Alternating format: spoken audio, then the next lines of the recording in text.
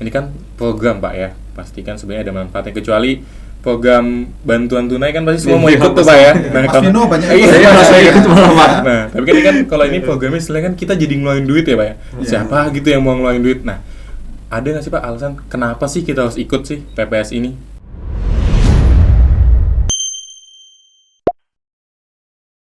Momere Manise.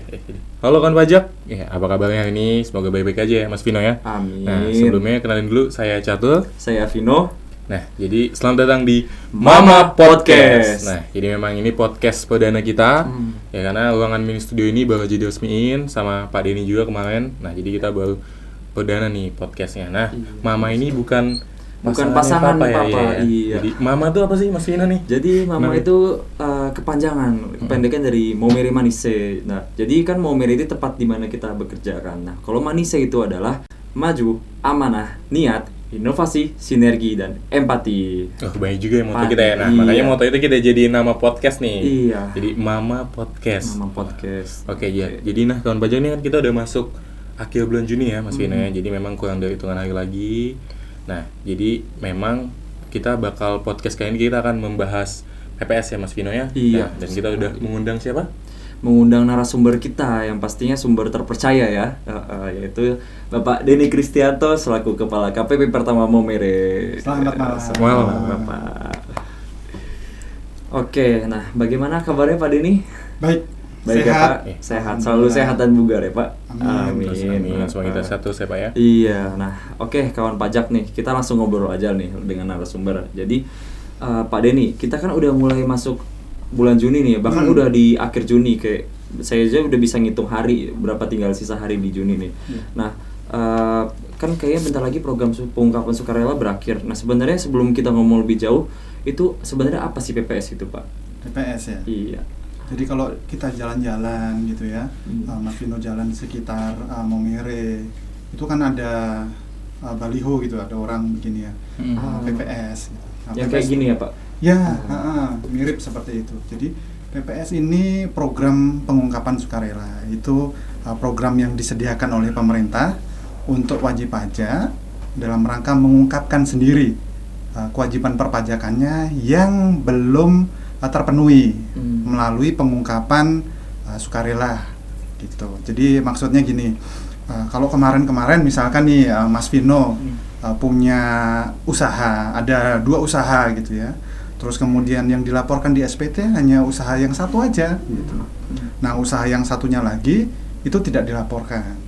Nah, jadi kan yang satu sudah dibayarkan pajaknya, yang satu belum dibayarkan. Nah, atas pajak yang belum dibayarkan itu sama Mas Vino sudah dibelikan tanah misalkan. Setelah itu ada program PPS. Nah, program ini bisa semacam menyediakan jalur buat Mas Vino untuk mengungkapkan pajak yang belum dibayar tadi. Nah, tanahnya tinggal dilaporkan aja di PPS. Setelah itu dibayar PPh-nya, beres deh gitu. Ya, tapi itu berlaku untuk tahun pajak 2015 sampai tahun 2020 gitu ya. Jadi 5 tahun pajak tersebut. Oh gitu kan. Udah lebih jelas ya sebenarnya, jadi PPS udah ada gambaran sedikit ya. Nah, tapi kan ini kan PPS ini sebenarnya siapa sih Pak yang boleh ikut? Ya kan kita bingung juga nih, apa semua orang bisa ikut? Siapa tahu kan Mas Vino juga ternyata punya pekerjaan lain ya, mau ikut juga. Nah, itu siapa ya Pak sebenarnya bisa ikut? Jadi PPS ini sebenarnya program untuk banyak orang. Yang pertama untuk kebijakan pertama ini untuk orang ataupun badan yang pernah ikut TA. Kan kita ada TA di tahun 2016 dan tahun 2017 gitu ya. Nah, yang ikut TA itu bisa ikut PPS gitu. Jadi apabila nih misalkan Mas Vino dulu pernah ikut TA. Terus kemudian ternyata pada saat ikut TA belum semuanya nih dilaporkan hartanya gitu.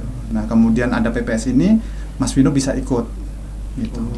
Atau untuk kebijakan 2 itu hanya untuk orang pribadi. Orang pribadi untuk hartanya yang pada tahun 2015 sampai tahun 2020 itu belum dilaporkan. Jadi untuk yang kebijakan pertama tadi itu untuk sebelum tahun 2016. Jadi tahun 2015 ke bawah.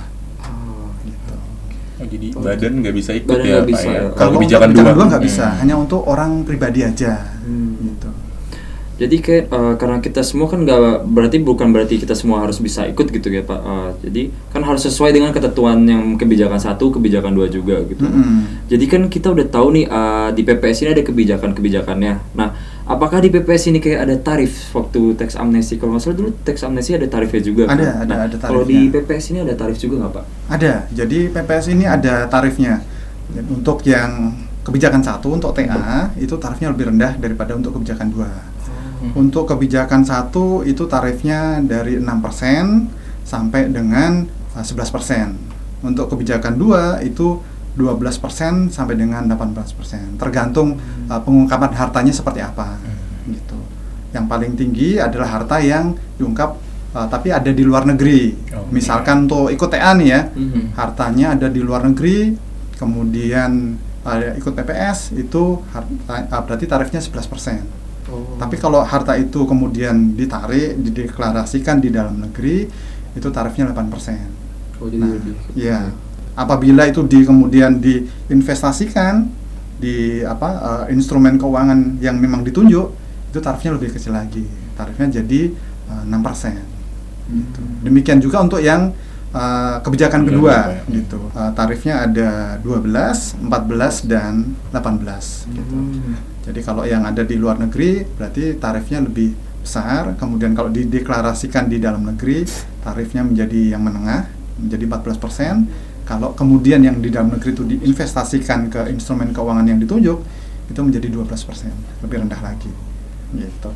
Nah, berarti udah lebih jelas ya, Pak. Udah dijelasin tarifnya. Nah, mungkin kawan pajak yang nanti nonton nih bisa hitung-hitung lagi lah. Siapa tahu salah atau mau dialihin jadi diinvestasi kan lebih murah tarifnya. Nah, kan tapi ini nih Pak, mungkin yang banyak jadi pertanyaan kawan pajak ya. Saya pun juga pasti nanya.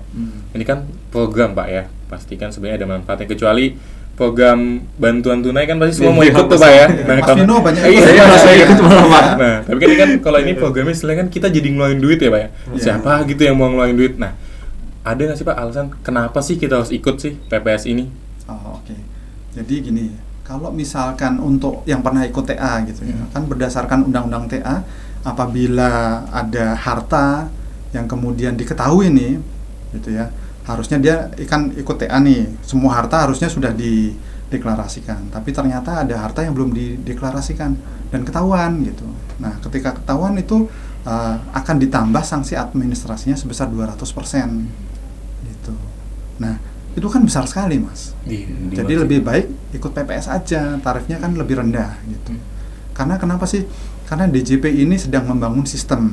Kita mengadakan kerjasama dengan instansi lain, misalkan perbankan, kemudian nanti ada instansi pemerintah yang lain.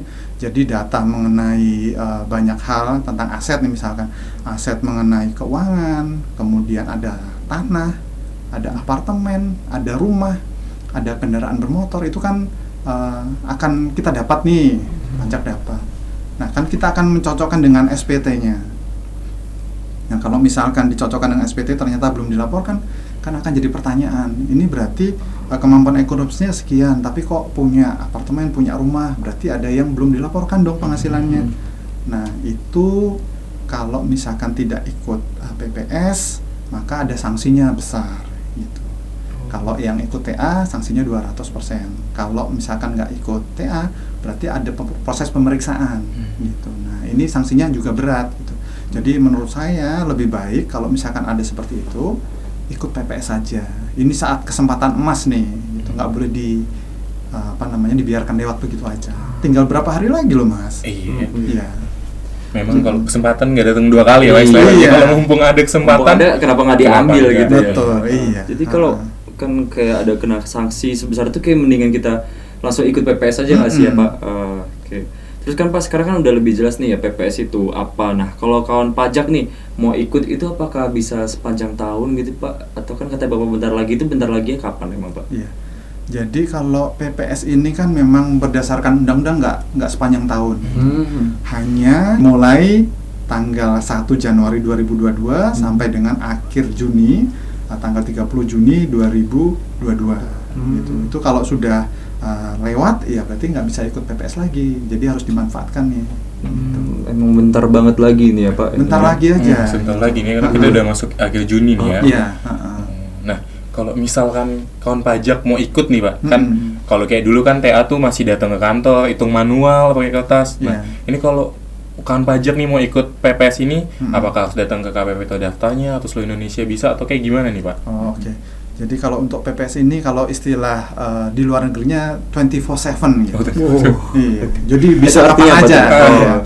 Jadi misalkan nih kawan pajak mau ikut PPS, tinggal masuk aja ke DJP online gitu. Di DJP online itu nanti ada menunya untuk ikut PPS. Tinggal masukkan nomor NPWP, kemudian passwordnya, masuk ke situ seperti halnya orang mau menyampaikan SPT tahunan tuh. Oh iya, saya dulu juga SPT elektronik kita ya Pak. Iya, nanti itu ada PPS-nya di situ, menu PPS, tinggal ngikutin aja di situ gitu.